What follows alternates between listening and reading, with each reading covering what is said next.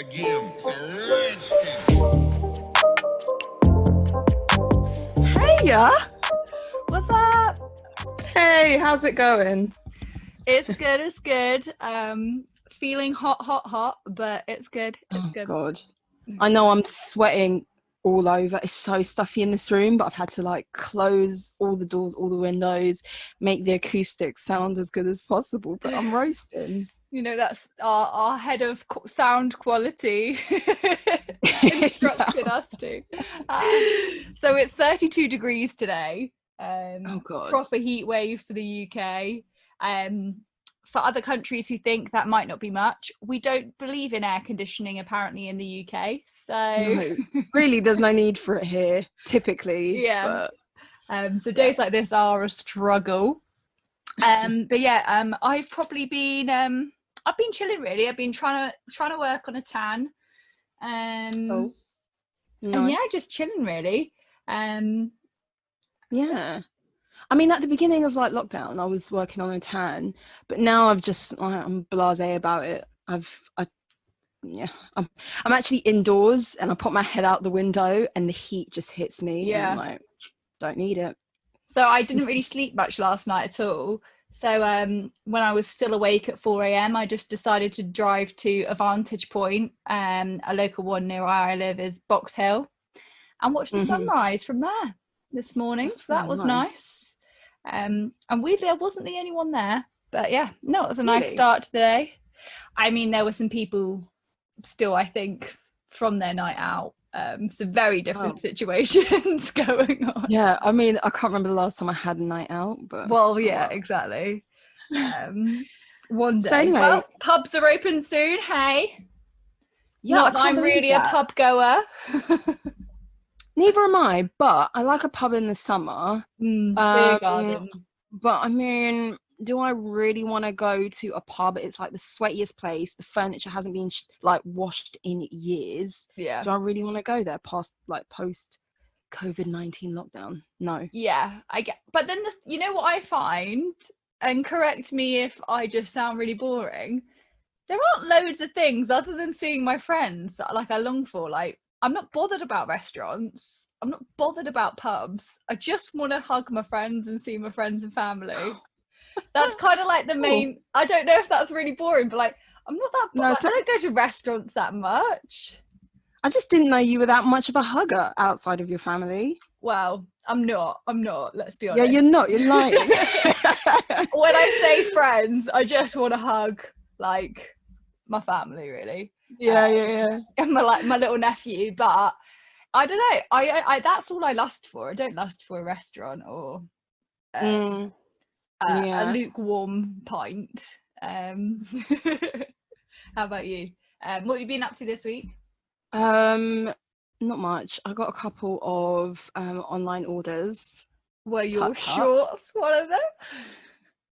No. I've had these. Oh, by the way, everyone, I'm in a pair of shorts and t-shirt. You can see me on Zoom. But I've had these shorts for like a couple of years now. They're very like crisp white PE short. Yeah, they are. Yeah, no, what I ordered was like a cord. It's black. It's like pleated matching shirt. Like think of like Cuban drug lord in some, some cool matching shirt and like it wide leg trousers. That's what I'm going for. Summer 2020. Yeah. So anyway, episode 1. It's episode 1. After a lot of trial and errors. We've been working on our sound. We sound like a band. Wow. We've been working on the sound. Yeah, that's true. We've been working on the setup. But yeah, this is episode 1. So hi guys, I'm Scarlett. I am one half of the podcast. And I am Mim, and I'm the other half of the podcast. So Scarlett, introduce yourself. Oh. Have we done this already? I don't know. I think we have. I think it's in the intro. We've done that already. But what I'd like to know, Scarlett, is kind of what's your background in fashion and what you bring into this podcast? So I am design I am design. Those aren't good words.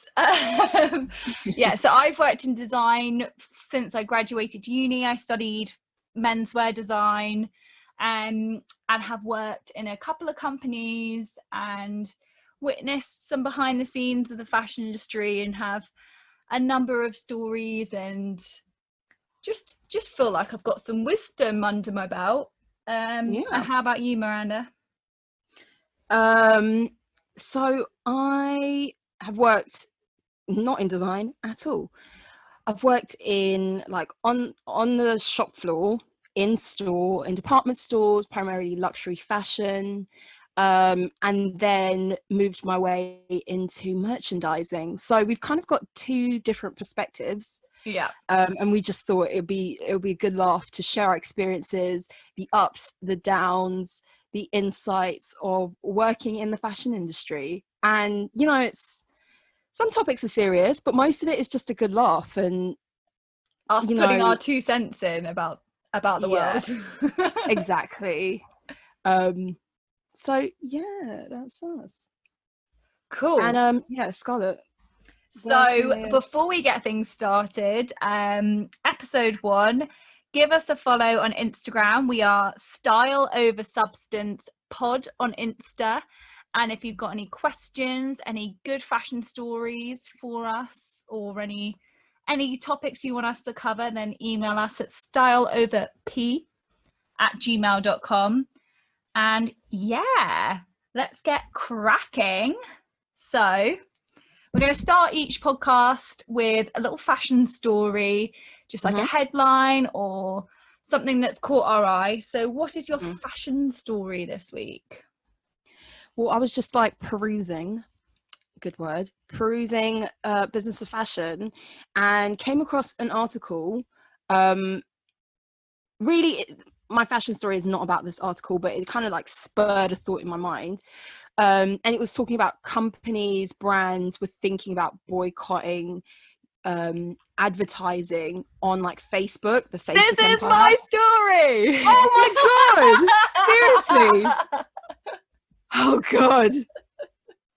But yeah, no, sorry. Okay, we can just discuss. Say that again. Fine. Yeah. Okay, so my unique thoughts have driven me to so this particular article was about whether brands were going to continue putting money in ad revenue into the Facebook empire, so it includes Instagram as well.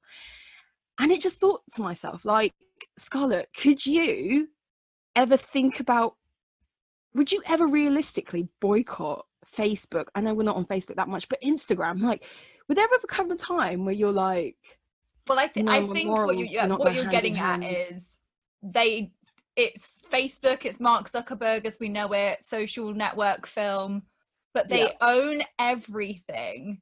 Like, and also I add, this week Instagram like pop-up adverts got me.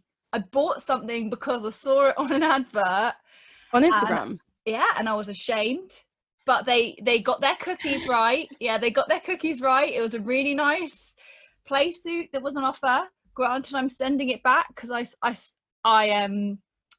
was a sizing issue. They didn't have my size in stock. I thought I'll try the next size up, and it doesn't work.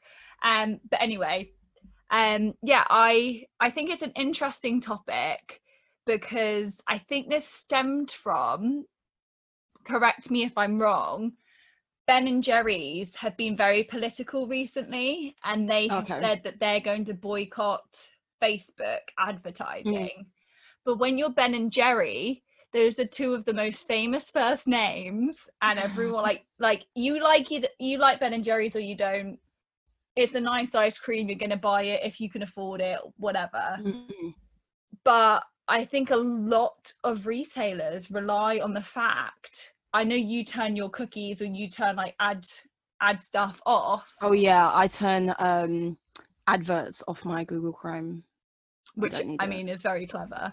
I bet it saves you a hot penny.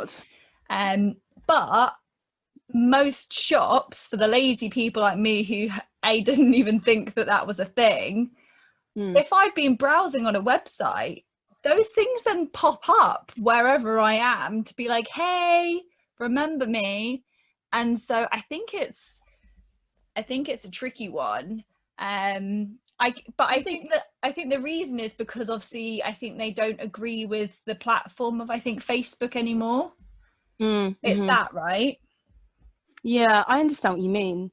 I don't blame them. I mean, there has been a lot of talk in past years, not to be like too businessy, but a lot of talk in the past years of like, to what extent is things like Amazon and Facebook now a utility as opposed to just a website that we visit? And should they be broken up because they have so much cultural dominance and political power that they should be split up and, you know, all that stuff.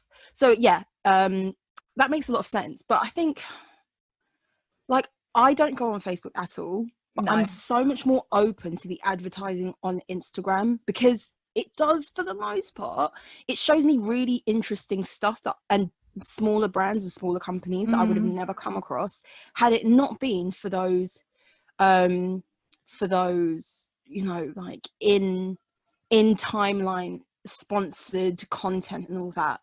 I will also say, like, I have like it's a small little art blog that I kind of like chip away at, and it's just more like a pastime and thing of interest that I have.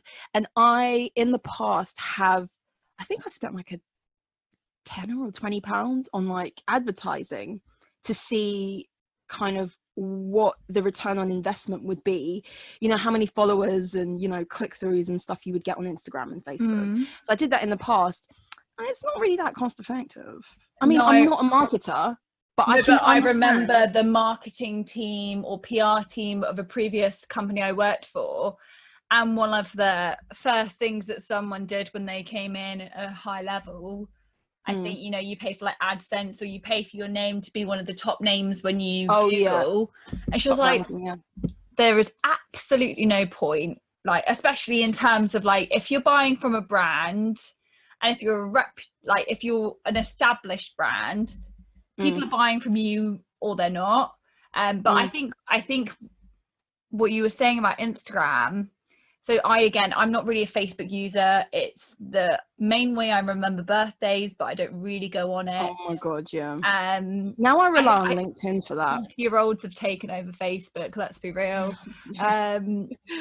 But on Instagram, it's a very different advertising where, like you said, it's small businesses that I never would have found had it not been for Instagram. So I think it's not very fair to make brands feel like it's not the right place to advertise, because obviously Facebook owns Instagram. I don't really know. I feel like also there's a political element to it, but that doesn't have to go hand in hand with the advertising on that platform either.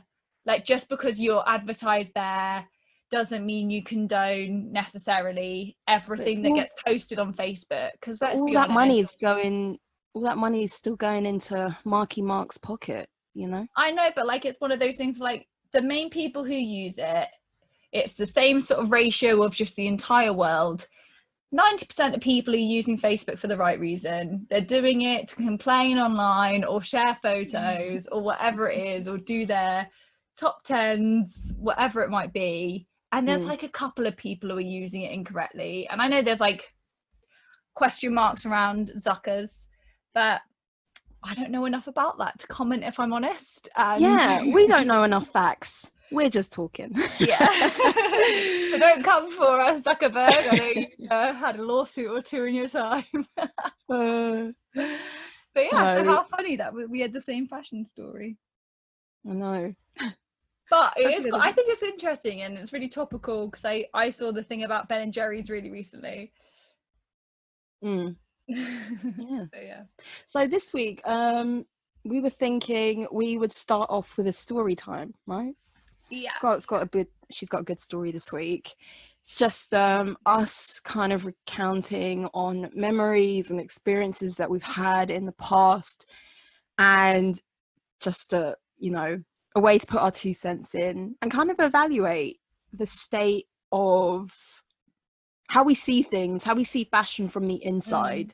But also it's interesting to get, like, I might think a story's kind of crazy, but you might be like, no, I can kind of, I don't know, it's interesting. Like, I don't necessarily know if we've like I've shared every story with you and vice versa. But also Not it's a good everyone. way to get to know us and realize like what our experiences are and stuff as well.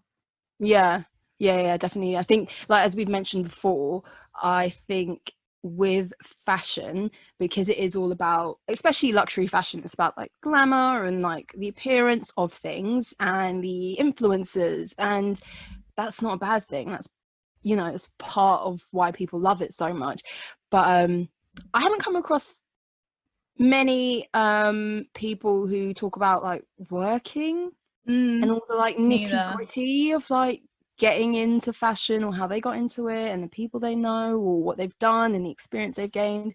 So we just thought, you know, this is something that would be interesting. Yeah, go ahead, your story. Okay, so this story goes back a few years. It was when I was working for one of the first companies I worked for, and I believe I would have been maybe a design assistant or something of that caliber.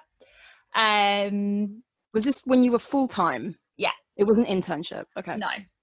I have quite similar stories of interning, so I don't think that's necessarily a problem. But so this is like context. This is kind of like a story to highlight just kind of like, if you step out of it, I think this is actually a really mad story in terms of like, if you're in a different industry, it just seems stupid. It's like unique to fashion. Yeah. I suppose. Yeah. So it was coming up to Fashion Week. And so we were purely an accessories brand. And so we didn't have a show. And so like sales was where the important deadline was. So whilst we didn't have the deadline of a show or something like that, we still had the showroom deadline, which is where you invite buyers or whatever to come and look at your new collection, and they'll and stores will see what they want to buy and such.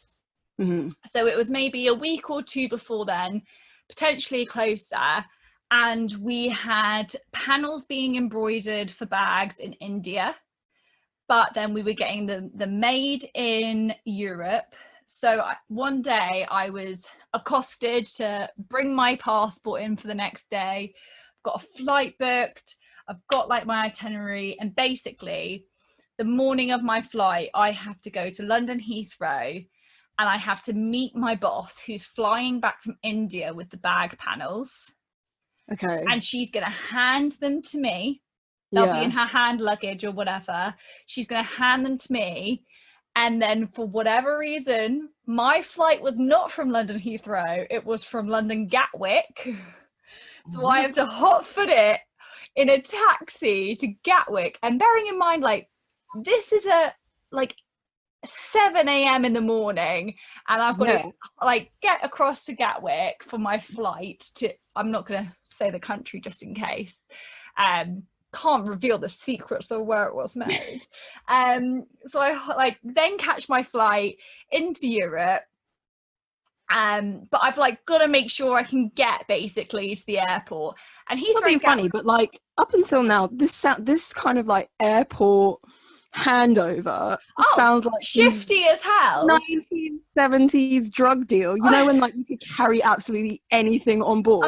Well, so also a lot of the problem is obviously sometimes you might have to declare these things if they're not on your person, if they're in your suitcase, there's different rules and what have you.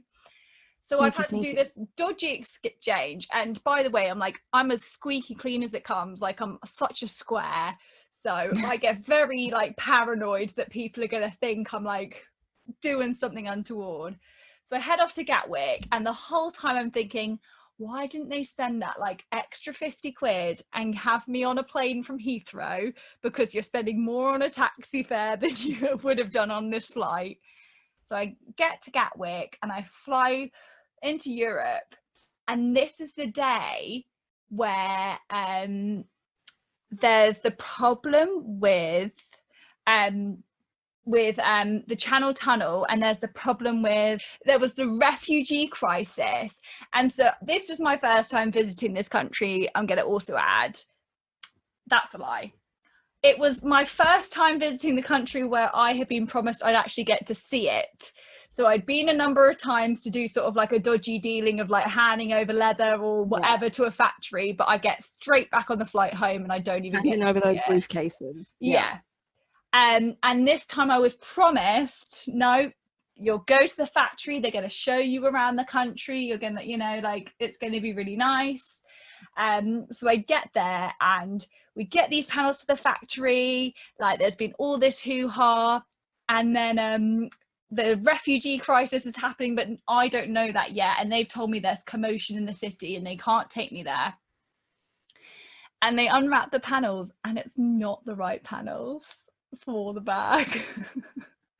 So not only have they paid all this money for me to fly there to do this, and then I'm like on the flight back that night and they're expecting me to be carrying the bag back with me. So this is all to also like avoid basically avoid like delivery costs and like airfare and all of that stuff for and so yeah, it was just not even the right stuff for the bag. So and luckily I did get home because flights then weren't leaving, and I was pretty lucky to get back, but they were really annoyed because it was all the wrong panel. No one had checked. Like the person who went over to India. I know, but I think this is the problem. Fashion leaves everything till the last minute, so it's just this like scram of quick, oh my god, blah blah blah blah, and it was all wrong anyway. Yeah, I mean that's true. Like, there is always a scramble, like right up until like shows and things to get everything done, and it is really last minute. But then, strangely enough, like these things are designed well in advance. Oh, you're telling me, Miranda. I mean, I will never get used to it. I'm currently taking a pause from fashion, but one thing I would never be able to get used to is sign off on a collection. Like, I just think decisions have to be made. But yeah, I mean, it's just a crazy thing that but the day before a show that something can be changing, and luckily, and this is like genuinely why I went into accessories rather than clothing, it's because you have to make decisions earlier in bags because a factory makes it. It's very uncommon to make a bag in your studio, whereas obviously I used to be sewing on buttons and, you know, like, or crocheting or knitting a garment just before it can go on like on the show. Whereas actually a bag, you have to be organized because like the actual production of and the like leather or the fabric, the artisan, like, way in advance, and then so hold on, like what happened in the aftermath of this? Like, because I cannot imagine. So they were missing a panel, and in then true fashion style, it's blaming the factory in India, it's blaming this, it's blaming that. Are they sure the factory that they haven't got the correct things, and just all this stuff, and it's just like, let's be honest, something's gone wrong. Like, but yeah, so I just had to head back to London empty-handed without this bag. And so this bag as well, in a collection, you tend to have sort of your mainstream bags. So let's equate it to maybe like a Chanel. You've got it like your leathers. So you've got your typical styles, you've got your flap bags, you've got your 2.55s, you've got all your stuff, but you just every season have different color leathers, maybe a different style of leather, but normally it's colors is the main difference. You might introduce a few new styles, and then maybe you'll have like your standout bag that's more of a press piece, a bit like the shopping basket, or, you know, like the really ridiculous sort of bags. So we used to do that more with like embellishment. So this was like the pinnacle piece that kind of like drew everything together. Go in like magazines to go like, so it'd be our press coverage, all of that. You probably they probably didn't even make. You don't sell it. Exactly. Just make like 2 to sit in a shop. But then you have like the more like muted down version of like less expensive copy-ish of that bag. but yeah, it was just like, and also, so you think I've got to get up so early to get to the airport to get that, and then get back, and then back in the office the next day, and just like, where is it? So hold on, when you were in wherever, unknown location, In my unknown location, in your bunker with your drugs. Oh, I'm like ferociously texting my boss, like, this isn't right. Like, oh, yeah. So they knew when you were over there that you were coming back empty-handed. Yeah, empty-handed, and sales was starting like within the next like 2 or 3 days, because then we normally started with sales in Paris. So it's not like, oh, I can quickly like drop it off in London. It's got to make the van to Paris or catch whoever's going on the Eurostar to get there.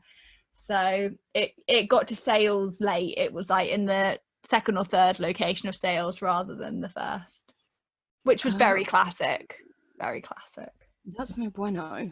So like, in regards to trips, did you have other trips or escapades, whatever, that kind of was similar in that vein? What was it like traveling from a design perspective, and things just going tits up? So I have like different experiences of travel. So I'll probably touch on at a later date the more productive trips, but definitely to begin with, and especially the more junior I was more like disposable for not being in the office. So I would be used as a human courier. Genuinely, even like traffic, more like, whether it was around London to pick up a roll of fabric, or whether it was literally to fly to like X location to like go pick up a bag to fly it back because maybe it's made of a certain thing, or actually my airfare is cheaper than getting it on the pre-12 like thing for the next day. So yeah, it was crazy, because there just the amount of times they'd be like, could you bring your passport in tomorrow? Are you available? And they sort of look at you and you're just there like, yeah. And part of it's like, thing, it's really cool. Like, I quite like it. I'm not scared of flying. I kind of like going on planes. It's an interesting day out, minus the fact that I don't live in London, and the amount of times I would be flying from an airport.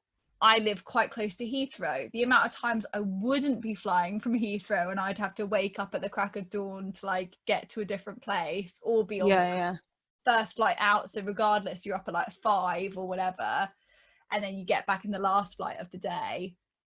But I also I kind of liked it. It feels exciting. Like, that's kind of like the fashion stories that you hear. You're like, yeah, just had to that's what people hope to have as a perk when they get into the fashion industry. Like, I mean, don't get me wrong, but it really depends on the role that you have also. Not everyone gets to travel. No.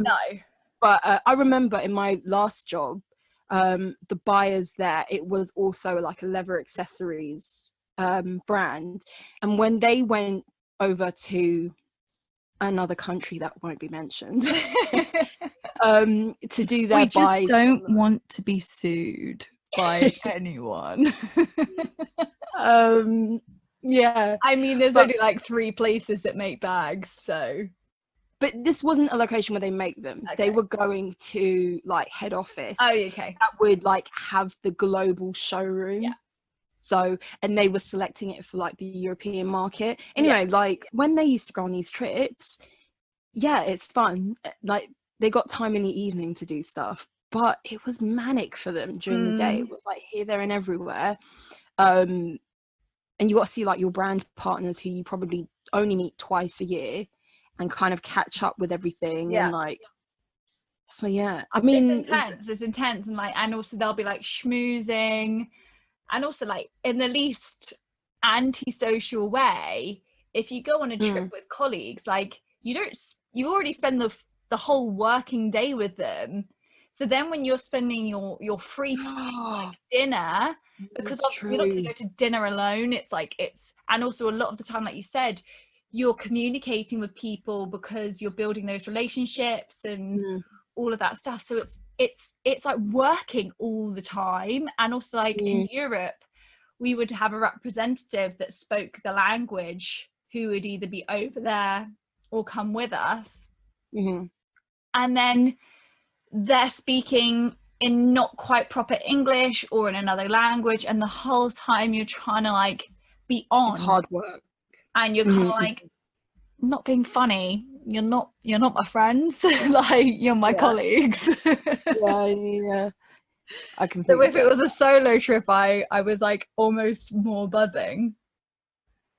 Yeah, you would just have like time to breathe and like not come back with the wrong item. And actually saying that, at my last job, and I wasn't the most, well, I probably was the most junior person, but that says more about the company because they just wouldn't hire anyone else.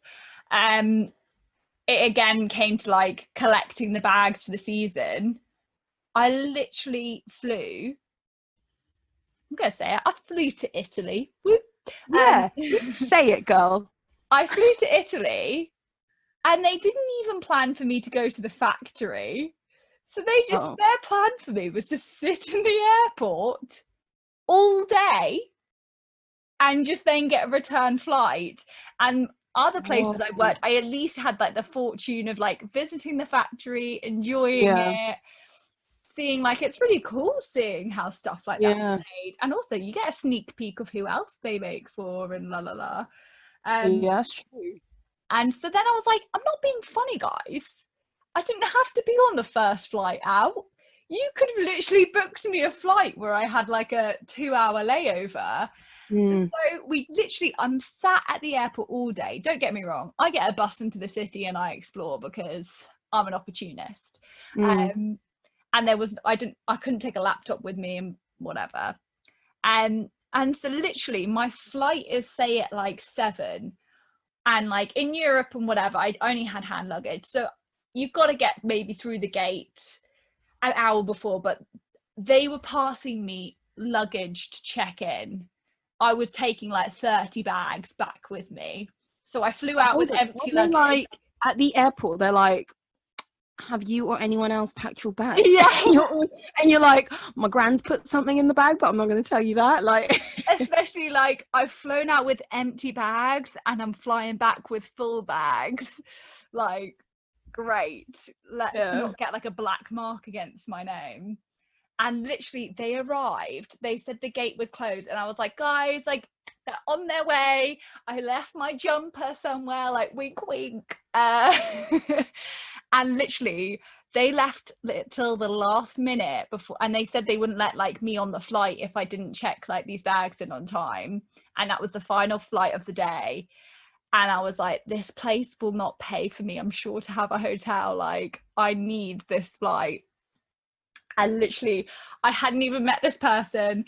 They were like the main manager of the factory, and they just piled the bags into my like suitcases, and I just ran. God. I was like, I can't even do pleasantries. I just ran to the front desk, and then he was like running after me with the paperwork. And yeah, I just made it. But like, it's always that kind of like, it's never smooth. You always think you're gonna miss your flight, or there's something's gonna happen.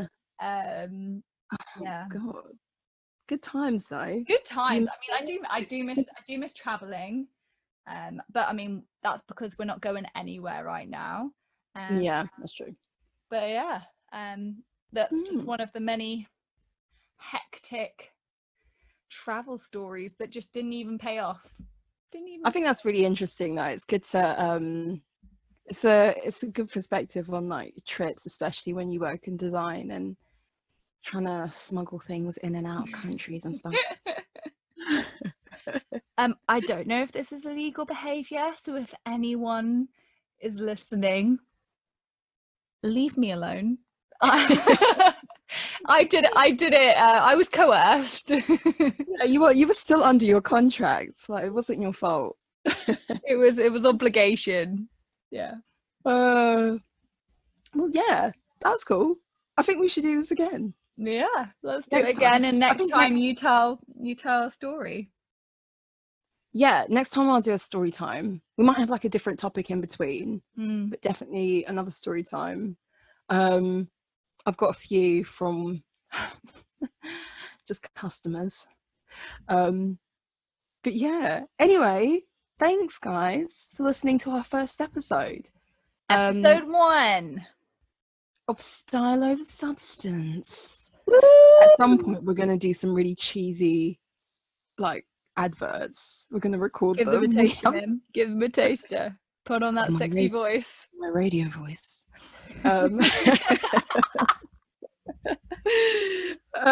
Yeah, so thanks again so much for listening to us ramble for about half an hour. We've really enjoyed kind of starting this and recording episodes and talking about, you know, things like our work experience and all that. But yeah, so as Scarlett said in the beginning, you can email us at styleoversubstancepea@gmail.com. We'd love to hear your anecdotes, your stories.